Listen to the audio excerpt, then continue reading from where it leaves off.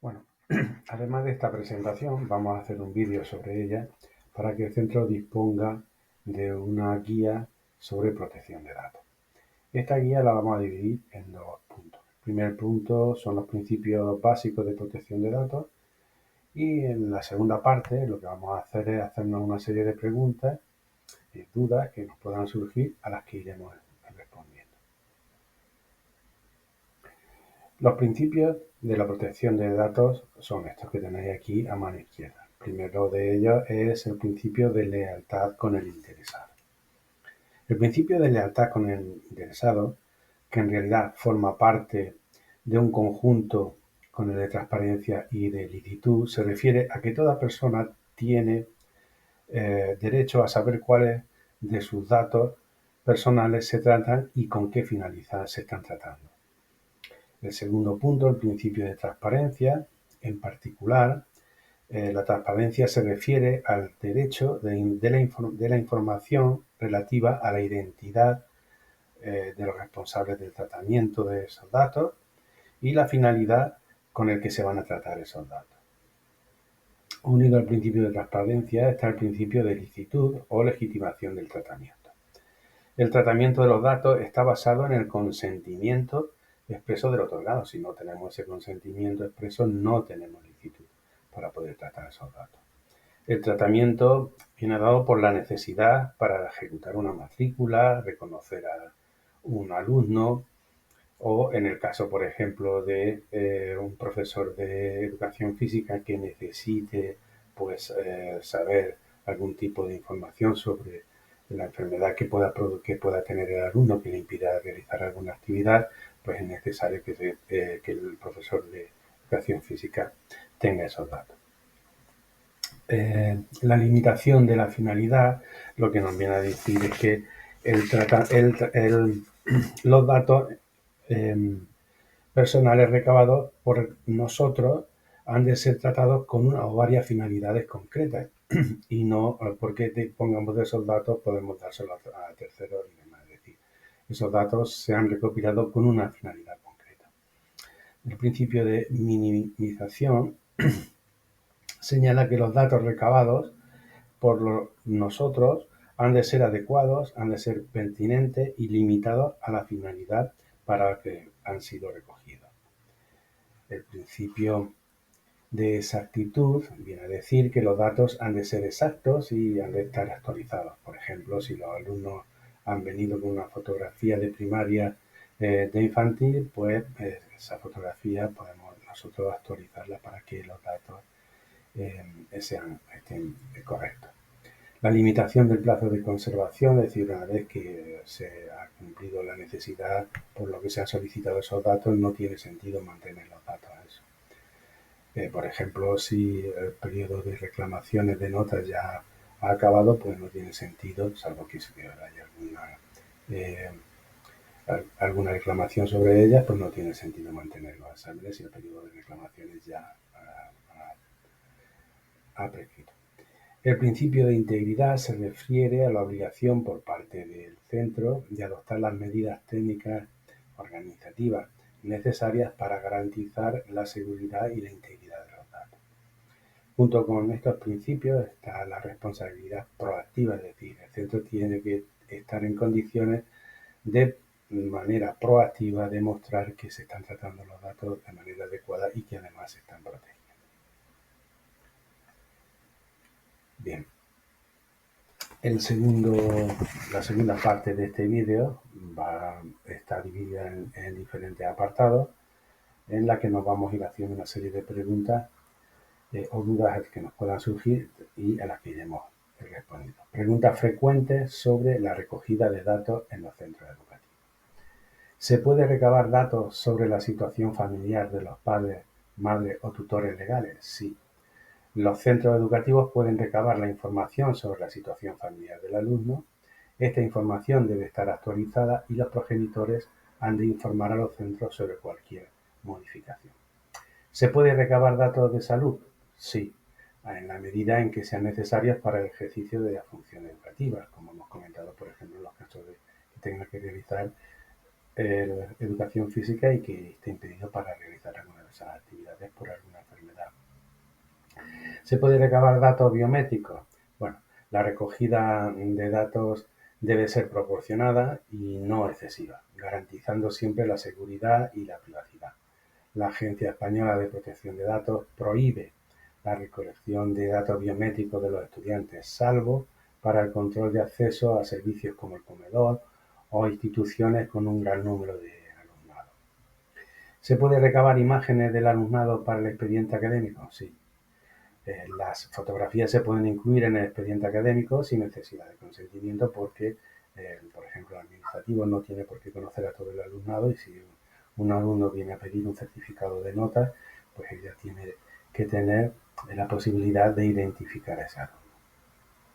¿Se puede recabar datos para finalidades distintas de la función educativa? Sí, pero se necesita el consentimiento previo para finalidades como, por ejemplo, pues, participar en concursos televisivos o actividades deportivas organizadas por una empresa. ¿Puede un centro educativo acceder al contenido de dispositivos electrónicos del alumnado? Bueno, requiere consentimiento, salvo en situaciones donde prevalezca el interés público de seguridad del alumnado, es decir, si tenemos que hacer una llamada urgente, en casos muy excepcionales que prevalezca el interés público o el interés propio del alumnado. Preguntas frecuentes sobre el tratamiento de los datos del alumnado. ¿Se puede hacer públicas las calificaciones escolares? Se ha de facilitar al propio alumno y a sus padres, madres o tutores. En el caso de comunicar las calificaciones a través de plataformas educativas, estas solo deberán estar accesibles para el alumnado, sus padres o tutores legales, sin que puedan tener acceso a las mismas otras personas distintas.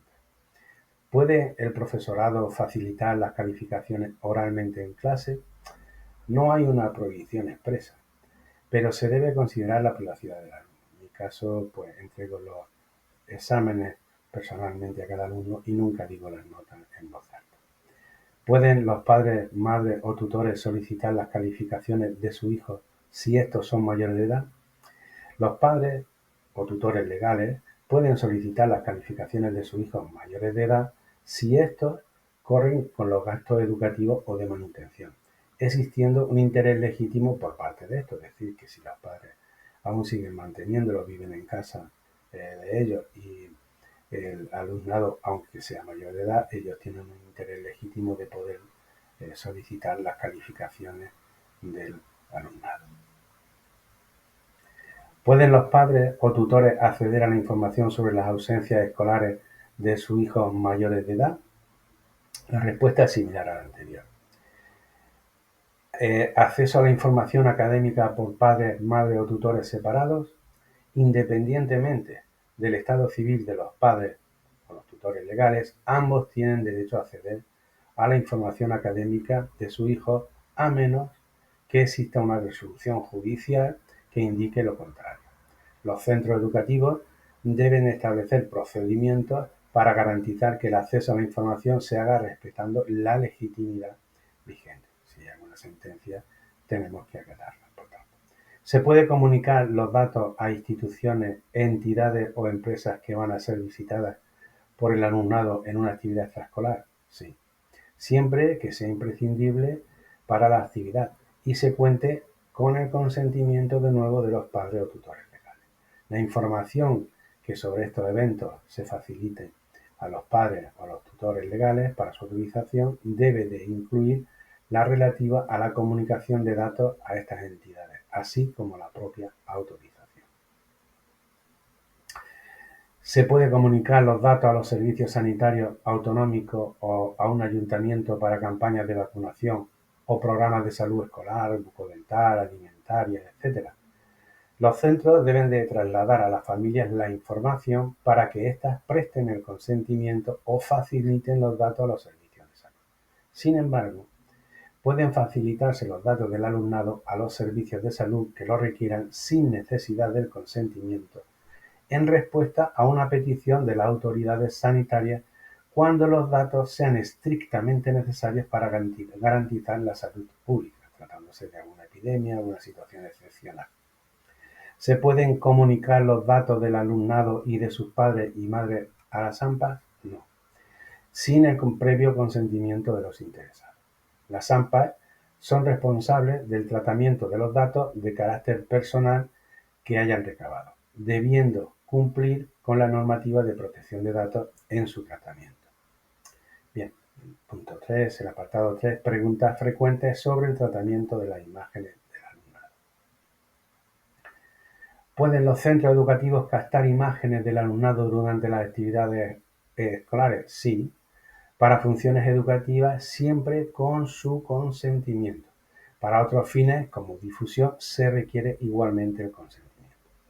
¿Puede un profesor grabar imágenes del alumnado para una actividad escolar? Sí, para uso interno educativo y no para difusión abierta, y siempre con el consentimiento del alumnado y, si es menor, con el consentimiento de los tutores legales.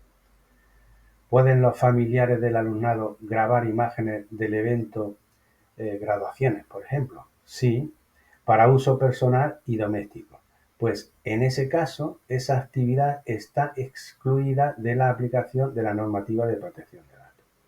Si las imágenes captadas por los familiares se difundieran, por ejemplo, mediante su publicación en Internet, accesible y en abierto, los familiares asumirían la responsabilidad que conllevará esta acción. Si unos padres, madres o tutores se niegan a que se tomen imágenes de su hijo, ¿se ha de cancelar el evento? No. Se ha de informar a los padres y a los tutores legales que la toma de fotografías y vídeos es posible como actividad familiar, exclusivamente para uso personal y doméstico, que está excluida de la aplicación de la normativa de protección de datos. ¿Pueden los centros escolares prohibir la toma de imágenes en sus instalaciones? Sí, en base a su autonomía para establecer normas de organización. Punto 4. Preguntas frecuentes sobre el tratamiento de datos en Internet. ¿Quién es el responsable del tratamiento de datos en las plataformas educativas? Los centros o las administraciones educativas que suscriben el contrato con las empresas de las plataformas educativas. ¿Estamos legitimados a usar cualquier plataforma educativa? Sí, pero deben estar incluidas en la política de seguridad de los centros educativos, debiendo el profesor solicitar previamente a su utilización la autorización. ¿Se puede publicar en la web del centro los datos del profesorado? Es necesario contar con su consentimiento previo si la web es de acceso público.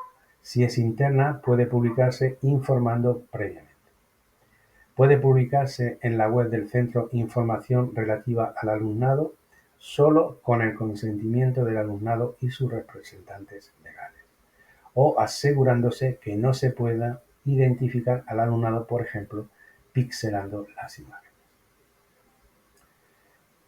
Punto 5. Preguntas frecuentes sobre la videovigilancia en los centros educativos.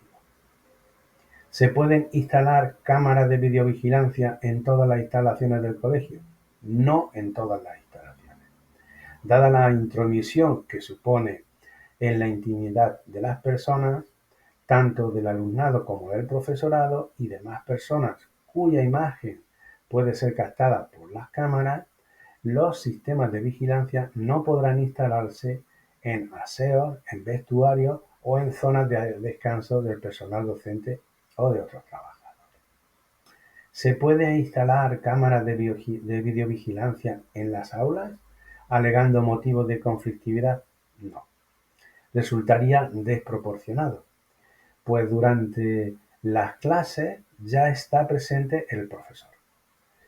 Además de una intromisión en la privacidad del alumnado, podría suponer un control laboral desproporcionado del profesorado. ¿Se puede instalar cámaras de videovigilancia en los patios de recreo y comedores?